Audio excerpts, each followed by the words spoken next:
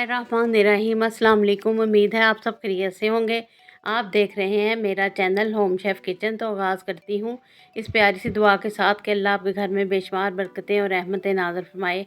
तो आज मैं आपको ढाबा स्टाइल दाल माश फ्राई सिखा रही हूँ। बहुत ही इजी तरीके से अपने स्टाइल से ये बड़ी अच्छी बनती है और ना ही बड़ी अच्छी आप लोगों को मज़े की लगेगी। तो मेरे स्टाइल में ये बना के आप बनाएं, अपनी फैमिली को दें बना के, सब बहुत पसंद करेंगे। बड़ी इजीली ये बन के तैयार हो जाती है।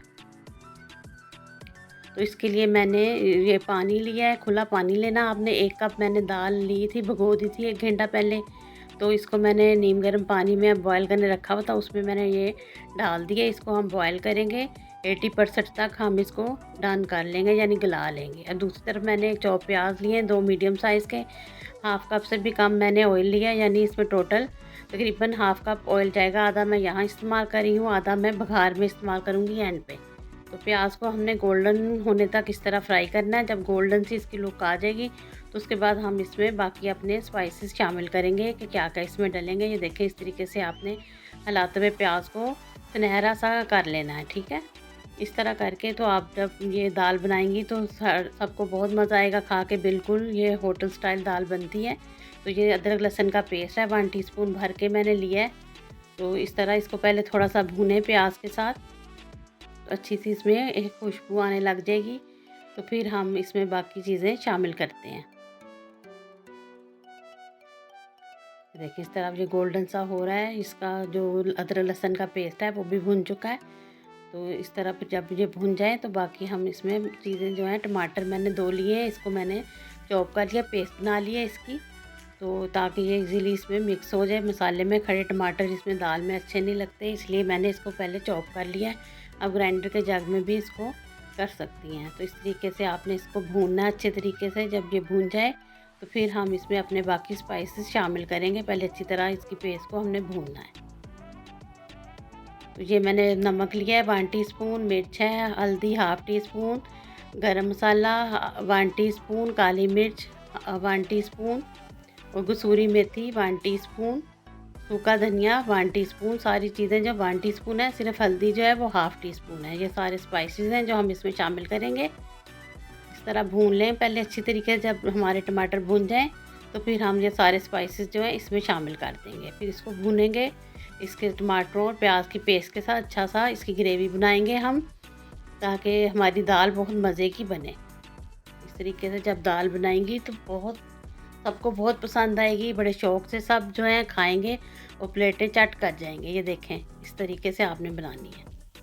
इस तरफ हमारी जो दाल है ये तकरीबन हमारी डन हो चुकी है 80%।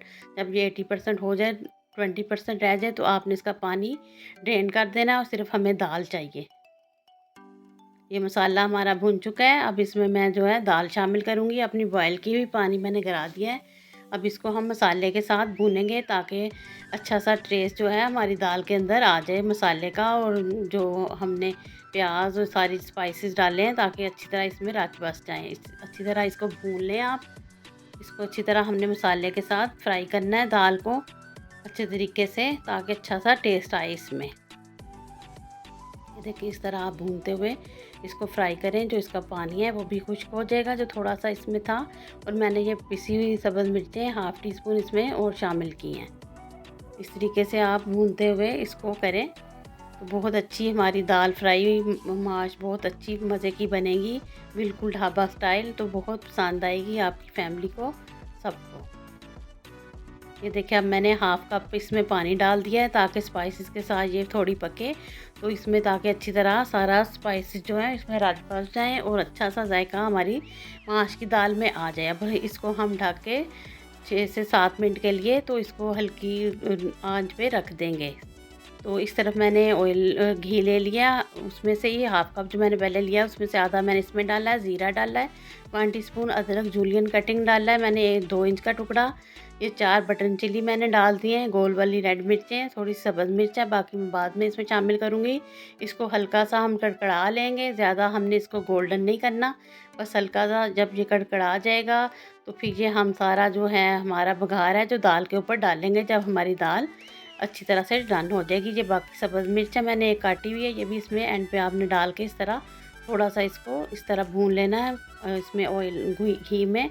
आप इसकी जगह देसी घी और बटर भी इस्तेमाल कर सकती हैं, ये आप पे डिपेंड करता है। तो ये देखें हमारी दाल जो है तकरीबन डन हो चुकी है, सॉफ्ट हो चुकी है, गल चुकी है। अब मैं ये जो बघार है इसके ऊपर इस तरह डाल दूँगी, सारा ये दाल के ऊपर। ये देखें अब मैं इसको ढक के मज़ीद 5 मिनट के लिए दम पे लगा दूँगी। ये देखें माशाल्लाह हमारी जो दाल है ये पक चुकी है बिल्कुल। इसके ऊपर मैंने 1 टीस्पून जो गरम मसाला है इसके ऊपर इस तरह मैंने डाल दिया ताकि अच्छी सी खुशबू आए। अब थोड़ा सा धनिया और सब्ज़ मिर्चें आप इस तरह डाल के तो इसको इस तरह डालें इसके ऊपर, तो बहुत मज़े की इसकी बनेगी दाल आपकी। ये देखें मैं आपको फ़ाइनल लुक दिखा रही हूँ। माशाल्लाह देखें कितनी प्यारी इसकी लुक आई है, खाने में भी बहुत मज़े की है। तो ये आपको ज़रूर पसंद आएगी। अगर आप इस स्टेज पे मेरी रेसिपी पसंद आ रही है तो मेरे चैनल को सब्सक्राइब भी कर दें, दोस्तों और फैमिली मेम्बर के साथ शेयर भी कर दिया करें। आप दूध की रोटी के साथ और लस्सी साथ हो तो वाह वाह बहुत मज़ा आएगा। दोपहर में आप लोग ज़रूर इसको बना के एंजॉय करें, अपनी फैमिली को दें, सबको बहुत पसंद आएगी।